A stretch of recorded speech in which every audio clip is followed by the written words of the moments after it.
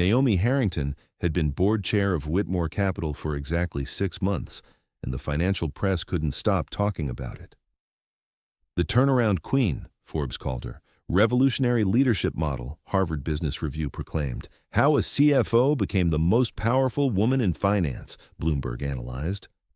But on this particular April evening, standing in the lobby of the Kennedy Center in a floor-length burgundy gown that made Preston Whitmore forget how to form coherent sentences, Naomi wasn't thinking about business profiles. She was thinking about the way Preston's hand rested on the small of her back, proprietary, protective, and just barely appropriate for a public charity gala.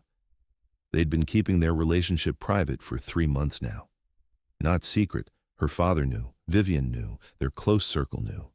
But not public, not splashed across gossip columns or used to undermine the professional transformation they'd achieved. Wall Street loved a good corporate drama, but they'd given the press the boring story. Brilliant woman saves legacy firm, mediocre heir, learns humility, and becomes competent CEO under her leadership. The truth was far more interesting. You're staring, Naomi murmured as they walked through the lobby, nodding to other attendees, senators, CEOs, the DC power elite who'd paid $10,000 a plate to support arts education. I'm appreciating, Preston corrected, his voice low enough that only she could hear. There's a difference. Staring is passive. Appreciation is active recognition that the most brilliant woman in this building is letting me stand next to her. Letting you? Naomi raised an eyebrow. Preston, you're here because I need you here. Partnership, remember? Partnership, he agreed, his thumb brushing her spine through silk in a way that made her pulse quicken. Though I seem to recall you saying that when we leave the office, the dynamic shifts, and we left the office 4 hours ago. They had, and the shift was always intoxicating, from board chair and CEO to something far more personal, where the power dynamics became fluid and deliberately provocative, where Naomi could be in control but choose to surrender, where Preston could follow her lead, but also challenge her in ways that made her feel seen and desired and completely herself. The gala itself was typical. Speeches about arts funding, a performance by the National Symphony, networking with people who measured success in portfolios, and legacy. Naomi found herself at a table with Vivian, who looked elegant in champagne silk, and Senator Catherine Morrison, who'd been grilling Naomi about her restructuring strategies all evening. You've done something remarkable, Catherine said, her sharp eyes assessing Naomi with obvious approval. Transformed a 90-year-old firm in 6 months, made your CEO actually competent. How did you manage it? I required excellence and refused to accept anything less, Naomi replied smoothly. From everyone, including myself. And your CEO? Preston Whitmore's approval ratings with the board have increased dramatically. That's your doing? Vivian smiled. My son is learning that supporting brilliance is more valuable than protecting ego. Naomi is an exceptional teacher.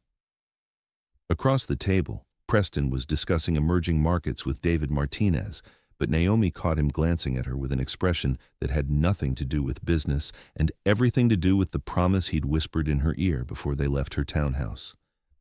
Tonight, when we're alone, I'm going to show you exactly how much I appreciate that dress.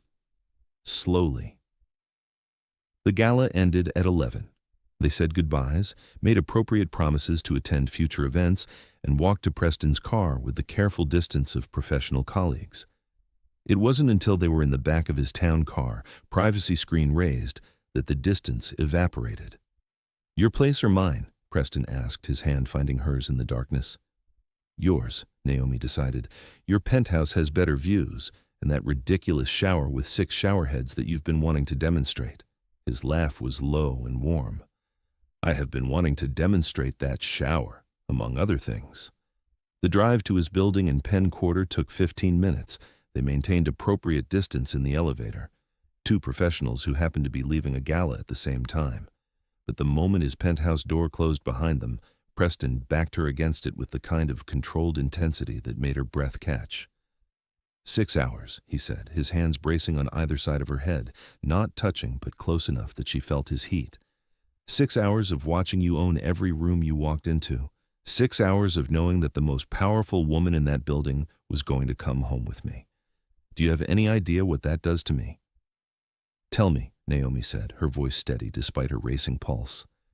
It makes me want to worship you, Preston said simply, to show you exactly how much I appreciate not just your brilliance, but your trust.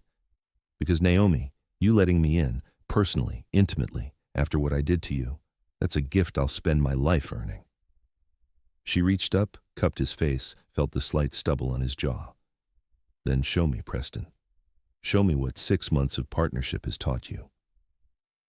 Preston's penthouse was all floor-to-ceiling windows and modern luxury, the kind of inherited wealth that Naomi had once resented and now simply accepted as part of who he was. She stood at the windows, looking out at DC's glittering skyline, while Preston poured champagne in the kitchen, giving her space to transition from public to private. When he returned with 2 glasses, he found her silhouetted against the city lights, her burgundy gown making her look like power incarnate. To 6 months of partnership, Preston said, handing her a glass, and to the woman who saved my company and my soul. They drank. Naomi set her glass aside, turned to face him fully. Preston, I need you to understand something. In the boardroom, I make the decisions, you implement them. That's our professional dynamic, and it works. Yes, he agreed, not sure where this was going. But here, she gestured to the space between them, here I need something different. I need a partner who can match me, challenge me, someone who sees my strength and doesn't try to diminish it, but also doesn't treat me like I'm fragile. She stepped closer. I need you to follow my lead when I want you to, and push back when I need you to. Can you handle that complexity? Preston set down his own glass, understanding what she was asking. For months, he'd been so focused on proving he could defer to her, could support her leadership, that he'd been careful to never presume. Never push. Always wait for her permission. But Naomi wasn't asking for careful. She was asking for real. I can handle anything you need, he said, including being strong enough to challenge the strongest woman I know. Her smile was approving, provocative. Then prove it. He moved then, closing the distance between them with deliberate intent. His hand came up to her face, thumb tracing her cheekbone. This dress has been driving me insane all night. I've been thinking about taking it off you for 6 hours. But I'm going to take my time. Because Naomi, when I finally get you out of this silk, when I finally get to touch you the way I've been imagining, I want to savor every single moment. Then stop talking, she said, and start doing.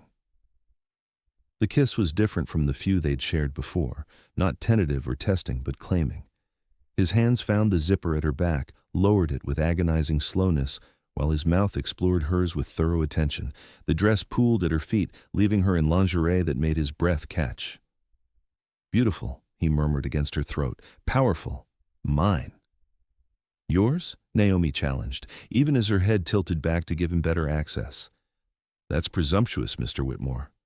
Then let me earn it, he said, and proceeded to do exactly that. He took his time, worshipping her with hands and mouth, learning every response, every gasp, every place that made her clutch his shoulders and breathe his name. And when she finally pushed him toward the bedroom, when she made it clear she was done with slow, he followed her lead with enthusiasm.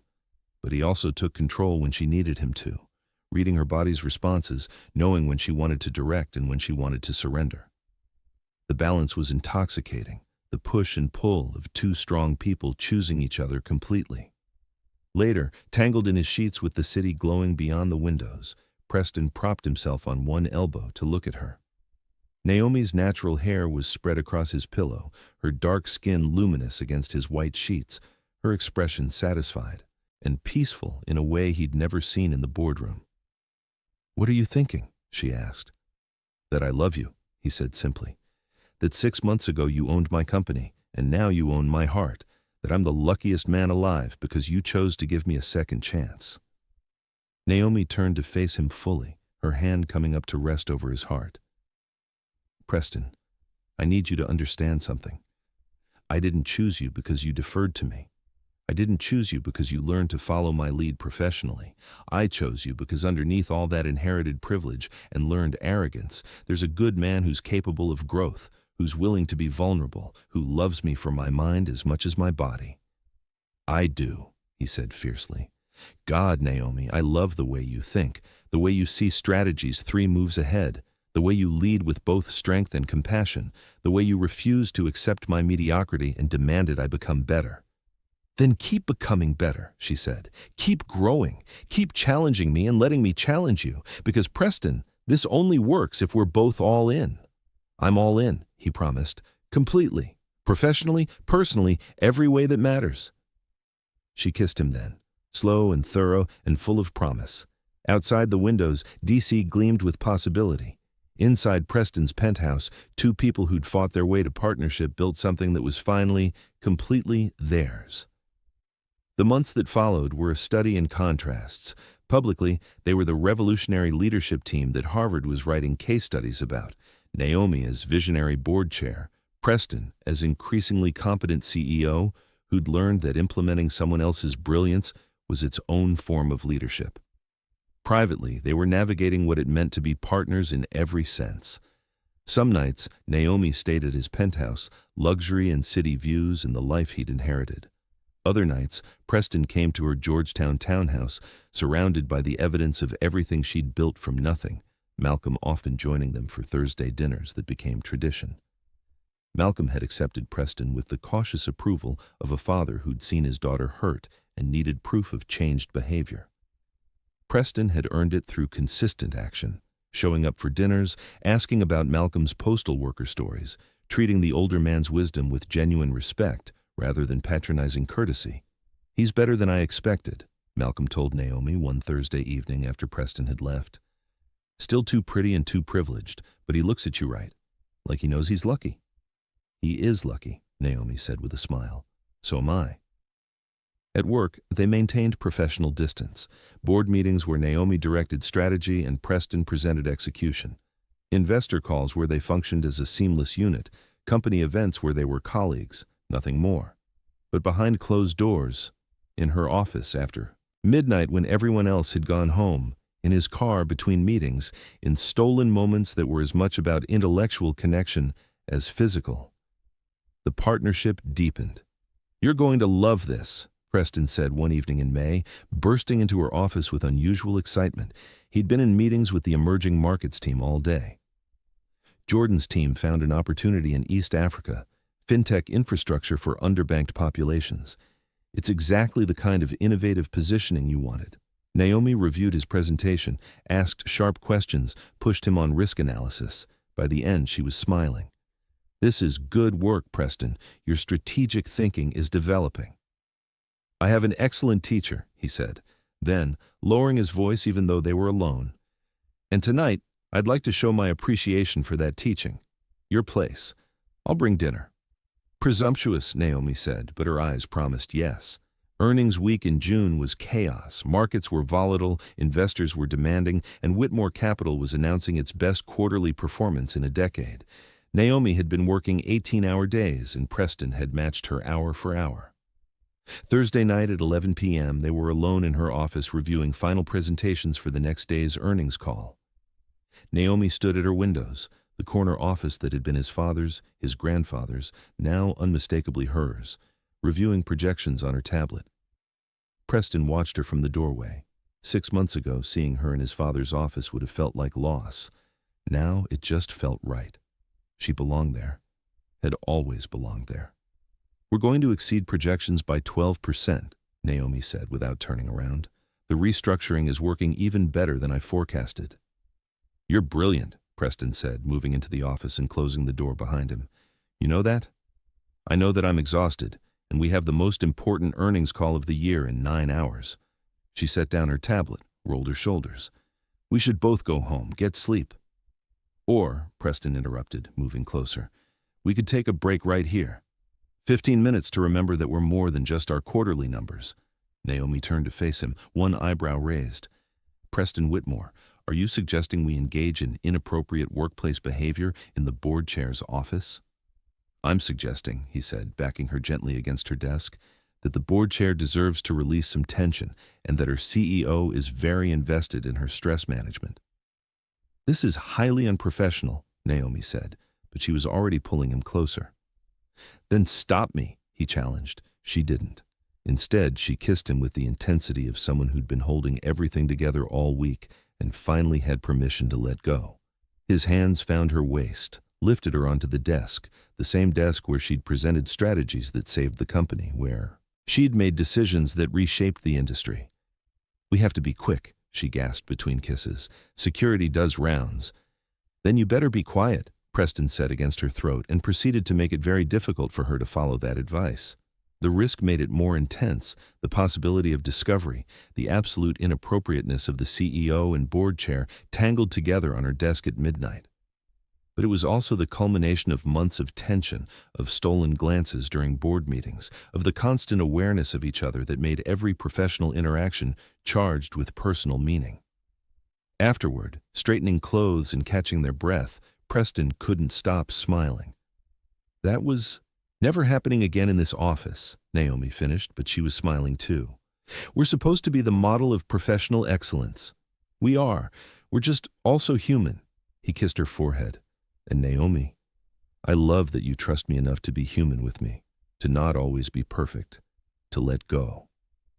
She looked at him then, really looked at him. "You've changed so much, Preston. 6 months ago I was a mediocre CEO too proud to see my own limitations." He took her hands. "You didn't just save the company, you saved me from myself."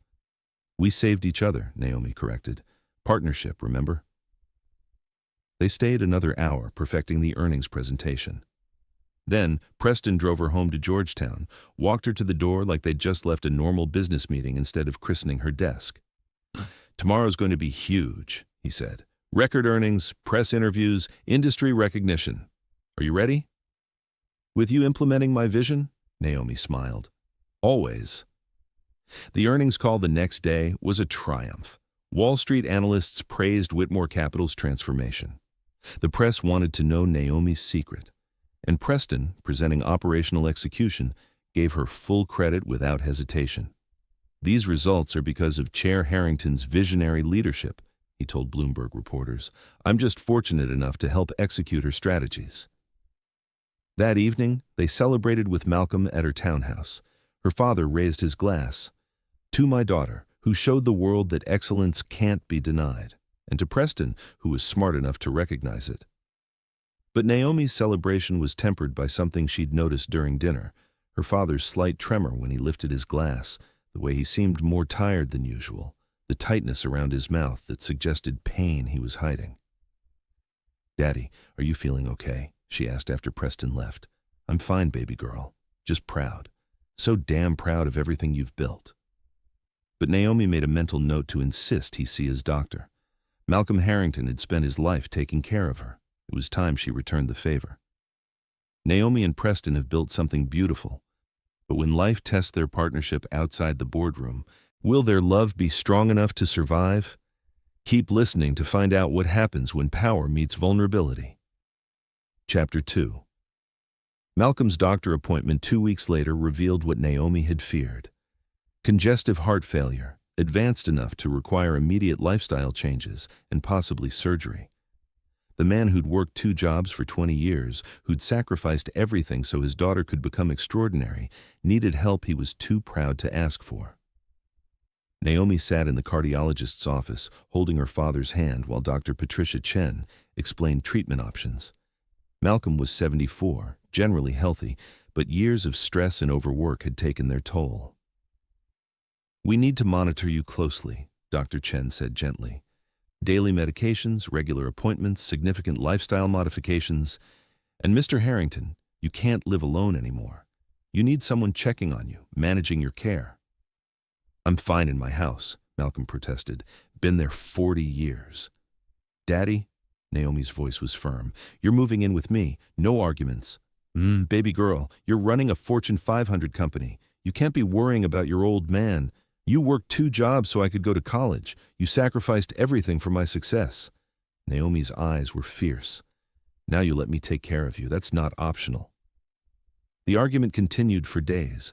Malcolm insisted he was fine. Naomi knew better, and when she told Preston about the situation, his response was immediate and unequivocal. "Whatever you need," he said. They were in his car between meetings, stealing 20 minutes between conference calls. You need to be with Malcolm? Take time off. I'll handle the board meetings. You need help with medical appointments? I'll drive him. Naomi, family comes first. She looked at him. This man who 6 months ago had suspended her without trust, now offering unconditional support. Preston, I can't just abandon the company. We're in the middle of the African expansion, the European restructuring, 3 major acquisitions. And I can handle them, Preston said. That's what partnership means. You've been teaching me for 6 months. You've given me every tool I need. Now, let me prove I can carry the company while you take care of your father. You really think you're ready? I think you made me ready. And Naomi, I think you need to trust that the work you've done, with the company, with me, is strong enough to hold while you focus on what matters most. He took her hand. Malcolm gave you everything so you could succeed. Now you get to give him everything while he heals. That's not weakness, that's love. Naomi felt something crack in her chest. The careful control she'd maintained all week, the professional composure that had carried her through impossible situations, the armor she wore to survive in rooms that hadn't wanted her. I'm scared, she admitted. He's never needed me before. He was always the strong one. Then you get to be strong for him now. Preston pulled her close, let her rest against his chest in the privacy of his car. And I get to be strong for you. That's what we do for each other. Malcolm moved into Naomi's Georgetown townhouse the following week. She converted her home office into a bedroom, hired a part-time nurse, and restructured her schedule to be home for dinner every night. Preston stepped up at Whitmore Capital, running board meetings and handling investor relations with increasing confidence. But the balance was harder than Naomi had anticipated. Conference calls from Malcolm's bedside, strategy sessions interrupted by doctor appointments, the constant awareness that her father, her rock, her champion, the reason she'd achieved everything, was fragile in ways she'd never imagined. 3 weeks into the new arrangement, Naomi was exhausted, working 12-hour days, then coming home to manage her father's care, coordinate with nurses, monitor medications. Preston saw it when he came for Thursday dinner, the tightness around her eyes, the way her shoulders carried tension she couldn't release. After dinner, after Malcolm had gone to bed, Preston found Naomi in the kitchen cleaning up with mechanical precision. You need to sleep, he said gently. I need to finish the presentation for the European team. Naomi. He took the dish from her hands, turned her to face him. You need to sleep. I can handle the European team. That's why you trained me. I can't just hand off. Yes, you can, because partnership means trusting me to carry the weight when you need rest. He cupped her face. You taught me that leadership isn't about doing everything yourself. It's about building a team strong enough to function when you can't be everywhere at once. You built that team. Now use it. What if something goes wrong? What if the board questions your decisions? What if, then I'll handle it. And if I can't, I'll call you. Preston's voice was steady, certain. But Naomi, you can't run a Fortune 500 company and single-handedly care for your father without breaking. You're the strongest person I know, but even you have limits. She wanted to argue, wanted to insist she could manage everything. But standing in her kitchen at midnight, exhausted and scared and trying to hold together all the pieces of a life that suddenly felt too heavy, Naomi finally let herself acknowledge what she'd been avoiding. I don't know how to not be in control, she whispered. I know. Preston pulled her close, let her rest against his chest.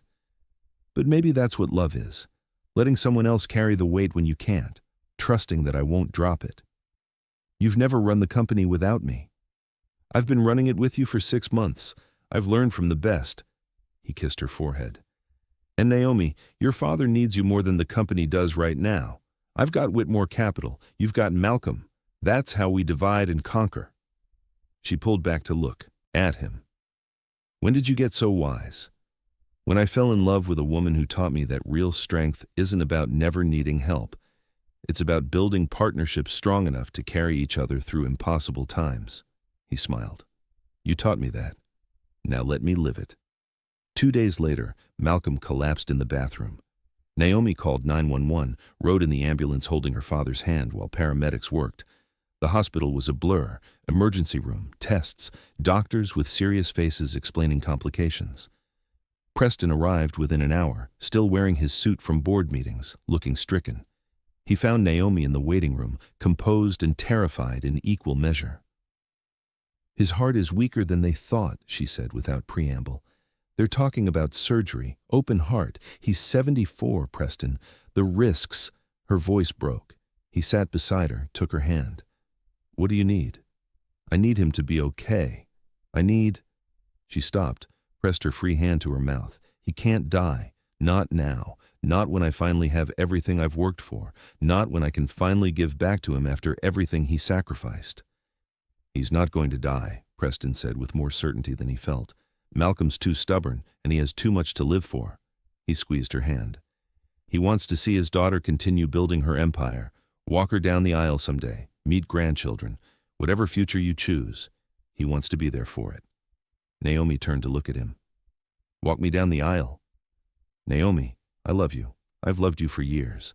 And when this is over, when Malcolm is healthy and you're ready, I want to marry you, build a life with you, give you everything you deserve." Preston's voice was steady, certain. "But right now, all that matters is getting him through this." The surgery was scheduled for the next morning. Naomi stayed at the hospital all night, and Preston stayed with her. They sat in uncomfortable chairs, drank terrible coffee, and waited. At 3 a.m., when the hospital was quiet except for beeping machines and hushed voices, Naomi finally cracked. "I'm supposed to be strong," she said, tears finally coming. "I'm supposed to be able to handle anything. But Preston, I can't lose him. He's the reason I'm here, the reason I fought so hard. Everything I've built, it's all because he believed in me when no one else did." Preston pulled her into his arms, let her cry against his chest in a way she'd never let herself be vulnerable before. "You are strong, the strongest person I've ever known. But even the strong people need to break sometimes. Even powerful women need someone to hold them while they fall apart." "I don't know how to fall apart." "Then let me teach you." He held her closer. "Let me be your safe place to not be perfect, to be scared and vulnerable and human. That's what love is, Naomi. Not just celebrating your strength, but holding your weakness too."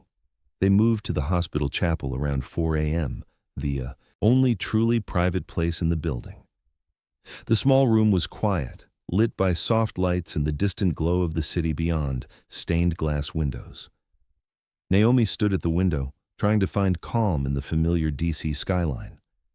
Preston came up behind her, his hands gentle on her shoulders.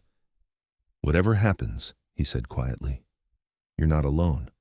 Not in this. Not ever again." She turned in his arms, looked up at him with red eyes and raw vulnerability. "Make me forget," she whispered, "just for a few minutes. Make me forget I'm scared." "Naomi, please, Preston, I need—" She pulled him down, kissed him with desperation. "I need to feel something other than fear.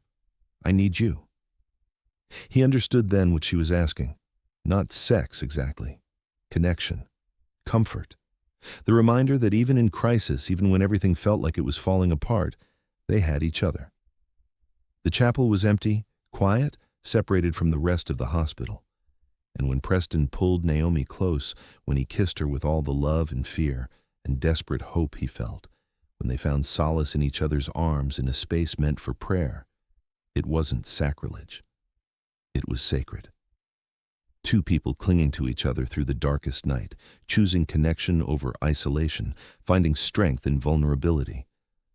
Afterward, they sat together in the chapel pews, Naomi's head on Preston's shoulder, his arm around her waist. Silent, together, waiting for dawn and surgery and whatever came next. "Thank you," she whispered. "For what?" "For being exactly what I needed. For not trying to fix it or minimize it or tell me it'll be okay. For just being here. Always," Preston promised, "in every moment, good and bad, strong and weak. That's what partnership means." Malcolm's surgery began at 6 a.m. and lasted 7 hours. Naomi and Preston waited together, joined by Vivian, who brought real food and maternal comfort, David Martinez, who brought company updates that Preston firmly refused to discuss, and Jordan Chen, who'd become like a younger brother to Naomi and insisted on being there. When the surgeon finally emerged at 1 p.m., looking tired but satisfied, The collective exhale was audible. Mr. Harrington came through beautifully, Dr. Reynolds said. He'll need significant recovery time and lifestyle changes, but his prognosis is good. Naomi felt her knees weaken. Preston's arm around her waist was the only thing keeping her upright. "When can I see him?" she asked. "He's in recovery now. Another hour, then you can visit briefly." The relief was overwhelming. Naomi excused herself to the bathroom, locked the stall, and finally let herself fully break down. Great, gasping sobs of fear and relief and exhaustion. Everything she'd been holding together for weeks finally released. When she emerged, face washed and composed, Preston was waiting in the hallway. "I heard you," he said simply, "through the door. And Naomi, that's okay. You're allowed to break. You're allowed to not be perfect. I've spent my whole life being perfect, being twice as good to get half as far, never showing weakness because weakness gets you destroyed." She looked at him. "But with you, I feel like I can be human, flawed, scared, and you'll still love me." "I'll always love you," Preston said, "perfect or broken or anywhere in between. That's what I'm trying to prove." Malcolm's recovery was slow but steady. 3 days in the hospital, then home with round-the-clock nursing care. Naomi took a week off from Whitmore Capital, the first real time off she'd taken in 25 years, and devoted herself entirely to her father's care. Preston ran the company, and to Naomi's surprise, he did it well. The European restructuring stayed on track. The African expansion proceeded smoothly. Board meetings happened without crisis. Investor relations remained positive. He sent her daily updates, brief, professional, never demanding her attention but keeping her informed. And every evening, he came to Georgetown with dinner, sat with Malcolm, told stories about the company in a way that kept her father engaged without stressing him. "You know," Malcolm said one evening after Preston had left, "I didn't think that boy had it in him, but he's growing on me." "He's growing on everyone," Naomi said, "including himself. He loves you something fierce, baby girl. You can see it in the way he looks at you, like you hung the moon." "I didn't hang the moon, Daddy. I just refused to accept limitations." Malcolm smiled. "That's my girl. But Naomi," his voice grew serious, "you don't have to do everything alone anymore. You built yourself a partner, real one, the kind who shows up not just for the victories but for the hard parts. That's rare." "I know." "Then let him all the way in. Stop protecting yourself. Stop waiting for him to fail. He's proven himself. Now you got to prove you can accept that." The words settled over Naomi like a challenge. Malcolm was right. Despite everything, despite 6 months of partnership, despite Preston's transformation, despite the way he'd shown up through her father's crisis, she was still holding back, still protecting herself against the possibility of betrayal, still unable to fully trust that his change was permanent. 2 weeks after the surgery, with Malcolm stable and improving, Naomi returned to Whitmore Capital. She walked into her office to find it immaculate. Preston had kept her plants watered, her files organized, her space respected. On her desk was a single note. "Welcome back, Madam Chair. The company survived your absence. I hope that proves you built something strong enough to function even when you can't be everywhere at once. Also, I love you. Dinner tonight? We have things to discuss. P." The board meeting that afternoon was routine. Preston had genuinely handled everything. The only unusual item was at the end, when David Martinez raised his hand. "I have a motion from the Strategic Planning Committee," David said, grinning. "We recommend that Chair Harrington take a sabbatical, 3 months, full pay, to rest, recover from the stress of the past weeks, and come back refreshed." Naomi blinked. "What?" "You've been running on fumes for a year," Vivian said gently. "You transformed this company, handled a crisis with your father, and never stopped working. Take the time, Naomi. We'll survive. And you deserve it." "The CEO has proven capable of handling operations in your absence," David continued, still grinning. "Consider it a vote of confidence in him and in the systems you built." Naomi looked at Preston, who was studiously avoiding her eyes. "Did you plan this?" "The board planned it," he said carefully. "I just didn't object when they suggested it was a good idea." The motion passed unanimously. Naomi was being ordered, by her own board, to take 3 months off, 3 months to rest, to be with her father, to figure out what she wanted her life to look like beyond quarterly reports and strategic planning. "This is mutiny," she said, but she was smiling. "This is partnership," Preston corrected. "You built a company strong enough to function without you. Now, prove you trust your own work." Naomi's being forced to let go, but will 3 months away from the empire she built destroy her control or finally set her free? Stay with us to see what happens when a woman who's never stopped working finally learns to live. Chapter 3. The first week of Naomi's sabbatical was torture. She checked her phone compulsively, sent Preston strategic recommendations he didn't ask for, reviewed board documents she wasn't supposed to see, generally made herself and everyone around her miserable with her inability to actually rest. Preston showed up at her townhouse on day 8 with a plan. "We're leaving," he announced. "Pack a bag, 2 weeks, no laptop, no work phone, no board documents." "Preston, I can't just—" "Yes, you can. Malcolm is stable and has round-the-clock care. The company is fine. And you, Naomi Harrington, are going to learn how to take a vacation if it kills me." "Where are we going?" "That's a surprise. Trust me?" She looked at him. This man who'd suspended her 8 months ago, who'd spent 6 months proving himself, who'd carried the company while she focused on her father. The man who'd held her while she broke down in a hospital chapel and never made her feel weak for it. "I trust you," she said. They flew to Martha's Vineyard, to a private estate Preston's family had owned for generations. It was off-season, quiet, just them and the ocean and no expectations. "My grandfather built this place," Preston explained as they walked along the private beach their first evening. "Family retreat. I spent every summer here growing up.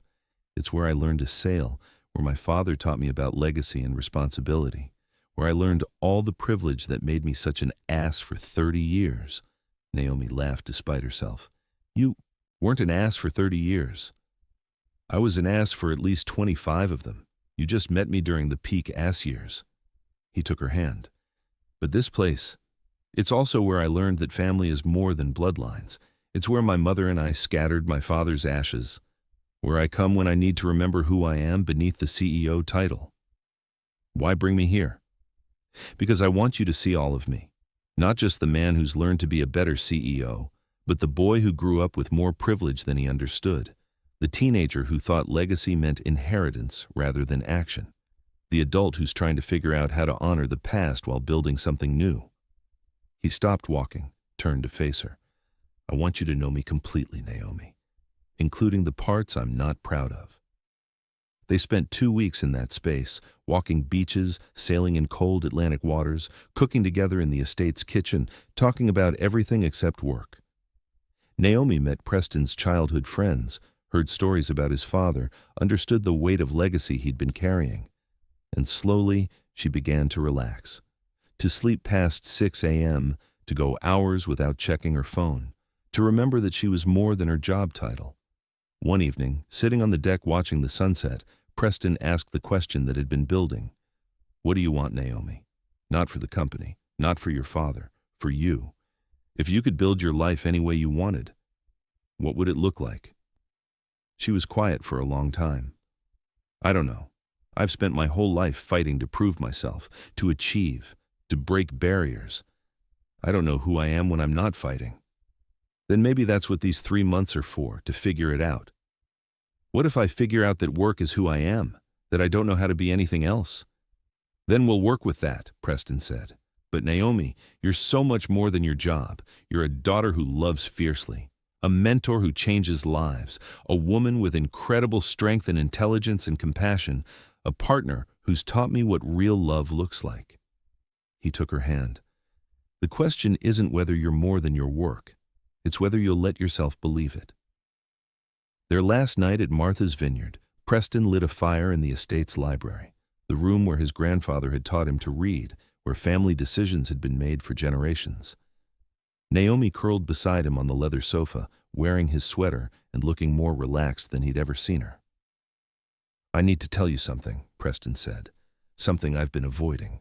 She looked at him, immediately alert. "What's wrong?" "Nothing's wrong, but—" He took a breath.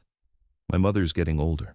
She wants to step back from the board, enjoy retirement, and she's been pressuring me to think about my own legacy. Not just as CEO, but as a Whitmore. She wants grandchildren, wants the family line to continue. Naomi's expression shuddered. And? And I told her that my legacy isn't about bloodlines or family names. It's about building something meaningful with the person I love, whether that includes children or not. He turned to face her fully. Naomi, I need you to understand something. I want a future with you. Marriage, partnership, building a life together. And if you want children, I would love that. But if you don't, if your career is enough, if you don't want that traditional path, I'm just as happy. Because what I want is you, however you come, whatever future you choose. That's a big thing to say to someone, Naomi said carefully. Children or no children, that's not a small decision. I know, and I'm not asking you to decide right now. I'm just saying, whatever you choose, I'm all in. Because Naomi, you're enough. Just you, your brilliance, your strength, your love. That's all I need. She was quiet for a long time, staring into the fire. I've never thought about children, she admitted. I've been so focused on career, on proving myself, on breaking barriers. The idea of taking time off to have a baby, of being vulnerable in that way, it terrifies me. Because you'd have to give up control, Preston said gently. Yes, she looked at him. And because I don't know if I'd be a good mother. My whole life has been about achievement, about excellence. What if I can't be excellent at that? Naomi, you're excellent at everything you commit to. But more than that, you'd be an incredible mother because you'd teach your children what Malcolm taught you. That hard work matters. That integrity is non-negotiable. That excellence is about who you are, not just what you achieve. He cupped her face. But again, that's only if you want it. I love you either way. And if I said I wanted to focus on my career, build Whitmore Capital into something revolutionary, maybe mentor young women instead of raising my own children, then that's what we do. Your choice, your timeline, your life. Naomi kissed him then, grateful and overwhelmed and falling more in love with a man who saw her completely and still chose her. They made love that night in the library on the sofa where Preston had learned about legacy, surrounded by family history. But they were building their own history now, one that honored the past without being bound by it. I love you, Naomi whispered against his skin. I love that you see me, all of me, the powerful parts and the scared parts and everything in between. I'll always see you, Preston promised, and I'll always choose you, exactly as you are. Later, wrapped in each other in the firelight, Naomi made a decision. I want it all, she said. Career, family, partnership. I want to run Whitmore Capital and raise children and mentor young women and build a life that's bigger than just one achievement.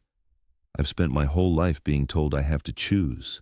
Career or family, power or vulnerability, strength or softness. But Preston, I don't want to choose anymore. I want to prove that women can have everything if they build the right partnerships. Then we'll build that, Preston said simply. Together, however it looks, whatever it takes. You're sure? Because children will change everything. My body, our schedules, the dynamics at work. I'm sure. Because Naomi, whatever we build together will be extraordinary, just like you. She smiled, kissed him, and for the first time in her life, let herself imagine a future that included everything. Not just professional success, but personal joy. Not just breaking barriers, but building a life worth celebrating. They returned to D.C. 2 weeks later. Malcolm was thriving, following doctor's orders, walking daily, looking better than he had in years. The company was solid, Preston's leadership had held, the strategic initiatives were on track, and the board was thriving under the systems Naomi had built. But something had shifted during the sabbatical. Naomi no longer felt the compulsive need to control every detail. She'd learned to trust in Preston's leadership, in her team's competence, in her own ability to step back without everything collapsing. You look different, Malcolm observed at Thursday dinner. Preston had joined them, had become a regular fixture in Malcolm's routine. Lighter. I feel different, Naomi admitted, like I finally understand that I don't have to do everything alone, that accepting help isn't weakness. Took you long enough, Malcolm said with a smile. Now, when are you two going to make this official? I'm 74. I'd like to walk my daughter down the aisle before I die. Daddy, Naomi protested, but she was laughing. Preston met her eyes across the table. Actually, Malcolm, I was hoping to discuss that with you. Privately, if you're feeling up to it. The two men disappeared into Malcolm's room. Naomi waited in the living room, her heart racing despite herself. 20 minutes later, they emerged. Malcolm looking satisfied, Preston looking nervous. Well, Naomi demanded. Your father gave me permission to ask you something, Preston said. But not here, not like this. I have a plan. Of course you do. It involves going back to where we started, full circle. He took her hand. Tomorrow night. Will you trust me one more time? Always, she said. The next evening, Preston picked Naomi up wearing a suit that reminded her of the first board meeting where everything changed. They drove through D.C. as evening fell, and Naomi realized where they were going, Whitmore Capital. The office? She asked. Preston, what are we— Trust me. He had a key, of course, had spent months running the company from that building. They took the elevator to the executive floor, and Preston led her to her office, the corner suite that had been his father's, his grandfather's, now unmistakably hers. The space was transformed. Candles lit the room. Flowers, not roses but African violets, her favorite, arranged throughout. And on her desk, beside her computer and her strategic plans and her evidence of excellence, sat a small velvet box. Preston, Naomi breathed. This is where it started, he said, his voice steady despite obvious nerves. This office, this company, this building where you spent 25 years proving your excellence. This is where I suspended you in arrogance and insecurity. This is where you taught me that real leadership means partnership. This is where we both learned that love means choosing each other every single day. He picked up the box, opened it. The ring inside was stunning, a deep blue sapphire surrounded by diamonds. Not traditional, just like them. Naomi Harrington, you own this company. You own this building. You own every quarterly report and strategic plan and revolutionary decision that's changed this industry. He knelt, and her breath caught. But more than that, you own my heart. Completely. You've taught me what real strength looks like, what genuine partnership means, how to be a better man, a better leader, a better human being. And I want to spend the rest of my life learning from you, supporting you, building something extraordinary together. He took her hand, and she was crying despite herself. Will you marry me? Will you let me be your partner in everything, professionally, personally, in every way that matters? Will you build a future with me that honors your past while creating something entirely new? Yes, Naomi said, her voice breaking. Yes, I'll marry you. I'll build a life with you. I'll trust you with my heart and my future and everything I've worked for. Preston slid the ring onto her finger, perfect fit because of course he'd planned this meticulously, and stood to kiss her. The kiss was different from all the ones before, not passion or comfort or stolen moments, but promise, commitment, the beginning of something permanent. Why a sapphire? Naomi asked when they finally pulled apart. Because diamonds are traditional, and you've never been traditional. Sapphires represent wisdom, loyalty, and nobility. Everything you are. Preston smiled. And because your father told me it was your favorite stone. From when you were little and he'd show you pictures of Princess Diana. You asked my father about my favorite stone? I asked your father about everything. What you loved as a child. What made you happy. What dreams you'd mentioned over the years. Because, Naomi, I don't just want to marry you. I want to honor every part of who you are, including the little girl from Southeast D.C. who dreamed of being important someday. She kissed him again, overwhelmed. This office, this space where she'd fought so hard, where she'd been suspended and humiliated, where she'd taken control and reshaped everything, was now the place where she'd gotten engaged, full circle, transformed.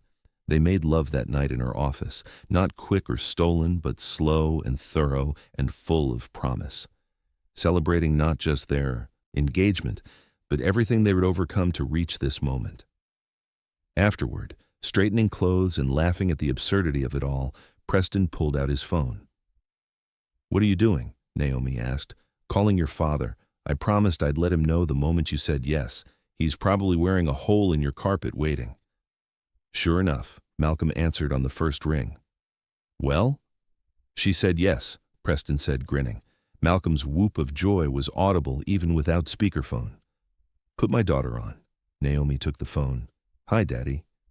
"Baby girl, I'm so proud of you. Not because you're getting married, though I'm thrilled about that too, but because you let yourself be happy. You let yourself have everything. That's the real success. I love you, Daddy." "I love you too. Now, bring that boy home so we can celebrate properly." Chapter 4. Naomi and Preston were married in a ceremony that perfectly reflected them, small and intimate, at Malcolm's church in Southeast D.C., where she'd grown up. Vivian wept. David Martinez gave a toast about partnership and transformation. Jordan Chen caught the bouquet and looked terrified. Malcolm walked his daughter down the aisle with pride radiating from every step. Preston watched Naomi approach, stunning in ivory silk that somehow made her look powerful rather than delicate, and knew he was the luckiest man alive. Their vows were simple. Preston, I promise to follow your lead when you need me to, and challenge you when you need that too. To build a life that honors your excellence while making space for joy. To be your partner in everything, boardroom and bedroom, strategy sessions and quiet moments. I promise to never forget that you took a chance on me when I didn't deserve it, and to spend every day earning that trust.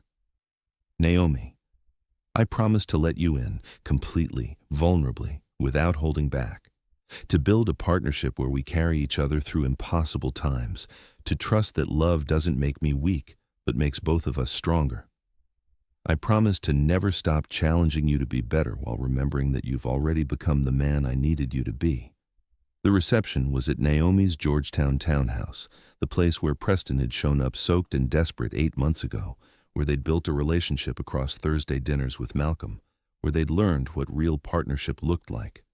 At midnight, alone in her childhood bedroom where Preston had been invited for the first time, Naomi looked at her husband, her partner, her equal, her choice, and smiled. "We did it," she said. "Built something real." "We did." Preston pulled her close. "And Naomi, we're just getting started." 3 months later, they announced 2 things at the Whitmore Capital board meeting. First, Naomi was pregnant, due in 6 months, already restructuring her schedule to accommodate maternity leave while maintaining board chairmanship. Second, they were launching a new initiative. The Aatie's Harrington Whitmore Foundation focused on mentoring young women of color in finance and business. "My father worked 2 jobs so I could go to college," Naomi explained to the board, "so I could break barriers, so I could build something extraordinary. This foundation ensures other daughters get the same chance. That excellence isn't limited by circumstance or prejudice." The board approved unanimously, because Naomi Harrington Whitmore didn't just transform companies, she transformed lives. That evening, in the penthouse they now shared, keeping both places because Naomi refused to give up her Georgetown townhouse, Preston found his wife standing at the windows overlooking D.C., one hand on her barely visible baby bump. "What are you thinking?" he asked, coming up behind her, his arms wrapping around her waist. "That I have everything I ever wanted and things I didn't know I could want. Career, family, partnership, legacy. I get to build a company and raise a daughter, or son," Preston interjected, "or son and mentor young women and prove that we don't have to choose. That with the right partner, we can have it all." She turned in his arms. "Thank you for being that partner, for growing into the man I needed, for teaching me that surrendering control isn't weakness when you're surrendering to someone who's earned your trust." "Thank you for giving me the chance to earn it," Preston said, "for not giving up on me when I'd given up on myself, for teaching me that real love means supporting each other's excellence instead of competing with it." They stood together at the window, 2 people who'd fought their way to partnership, who'd learned that real strength meant vulnerability, who'd built something that honored both their pasts while creating an extraordinary future. Outside, D.C. glowed with possibility. Inside Preston and Naomi's home, their daughter kicked for the first time, a reminder that their story was just beginning. And Naomi Harrington Whitmore, who'd started as a clerk and become a queen, smiled at the city below and knew She hadn't just owned a company or married a man. She'd built a legacy. On her terms. Completely.